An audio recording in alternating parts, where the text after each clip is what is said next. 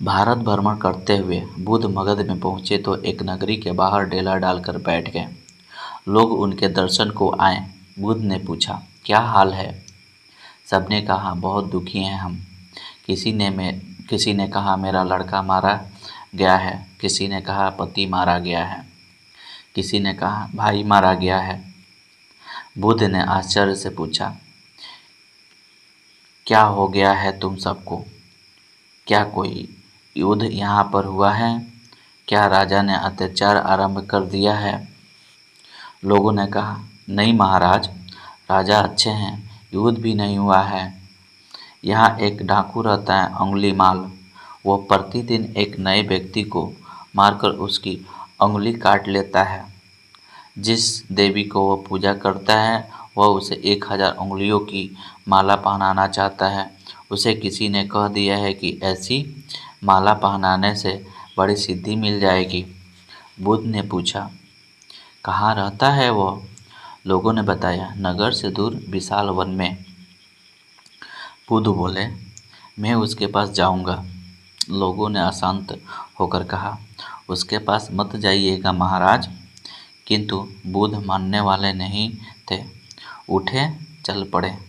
लोगों ने कहा, उसे राजा के सिपाही भी नहीं हरा सके, आप बिना हथियार के क्या करेंगे? बुद्ध बोले, मेरे पास ऐसा हथियार है जिसके सम्मुख और कोई हथियार नहीं चल सकता। और वे नगर को पार करके जंगल में पहुँचे। बड़ा सुनसान और भयानक वन था वह। कहीं कोई व्यक्ति नहीं, कोई पशु नहीं। बुद्ध चलते गए। बहुत दूर जाने पर एक बूढ़ी स्त्री मिली। बुद्ध ने पूछा, माँ, क्या तुम जानती हो कि अंगुलीमाल डाकू इस वन में कहाँ रहता है? बूढ़ी स्त्री ने कहा, जानती हूँ पुत्र, परंतु आगे मत जा, वापस चला जा यहाँ से। अंगुलीमाल मनुष्य नहीं, राक्षस है। वह तुम्हारा वध किए बिना नहीं मानेगा। बुद्ध ने हंसते हुए बोला, ऐसी क्या बात है माँ, वो मेरी हत्या क्यों करेगा? बूढ़ी स्त्री ने कहा, तू जानता नहीं है बेटा, वह एक सहस्त्र उंगलियां एकत्र करना चाहता था। आज अंतिम रात्रि है। आज उसे देवी की पूजा करनी है, उसे माला पहनानी है और माला में एक अंगुली अभी कम है। आज प्रातःकाल से ही किसी व्यक्ति को खोजता फिरता है। मैं उसकी माँ हूँ। मैंने पूछा कि यदि रात्रि तक कोई व्यक्ति ना मिला तो तू क्या करेगा? वो बोला कि सायंकाल होने तक यदि कोई व्यक्ति नहीं मिला तो मैं तुम्ही को मार डालूंगा और तेरी उंगली काटकर माला में पिरो दूंगा। मैं ऐसी डरी कि सायंकाल होने से पूर्व ही घर छोड़ के भाग उठी। अपनी माँ को नहीं छोड़ता वह, तो तुझे कैसे छोड़ेगा? वापस चला जा यहाँ से। वह पहले थोड़ा पागल था, आज पूरा पागल हो गया है। बुद्ध बोले, मुझे मरने का डर नहीं है, मैं उससे मिलूंगा अवश्य। तुम बताओ, वह रहता कहाँ है?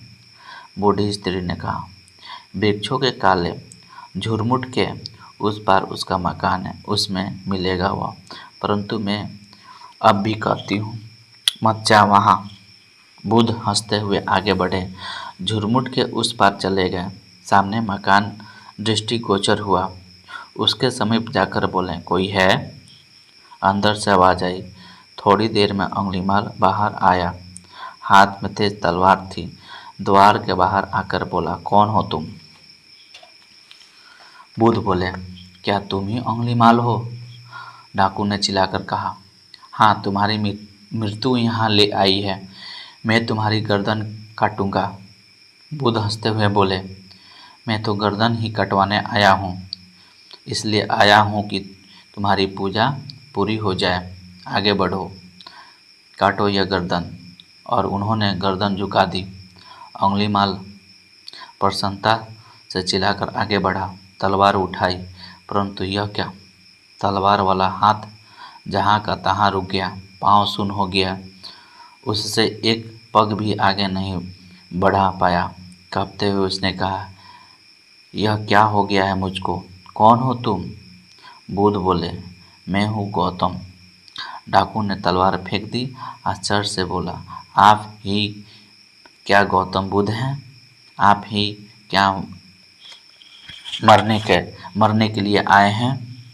बुद्ध ने कहा, हाँ मैं गौतम हूँ, मैं मरने के लिए आया हूँ। अंगुलीमाल कांपती हुई आवाज़ में बोला, मुझे क्षमा कर दे गौतम, मैंने बहुत पाप किए हैं, मेरे पापों का कोई प्रायश्चित नहीं है। गौतम आगे बढ़े, उसके माथों को छूकर बोले, घबराओ नहीं, मैंने तुम्हारे पाप नष्ट कर दिए, मैंने तुम्हारे मन को बदल दिए। यही अंगुलीमाल बाद में भिक्षु बना। बुद्ध से दया, प्रेम और शांति का उपदेश प्राप्त कर अहिंसा का प्रचार करने लगा। उसने लंका तक जाकर बौद्ध धर्म का प्रचार किया। तो दोस्तों, ये कहानी कैसा लगा नीचे कमेंट करके आप बताएं। धन्यवाद।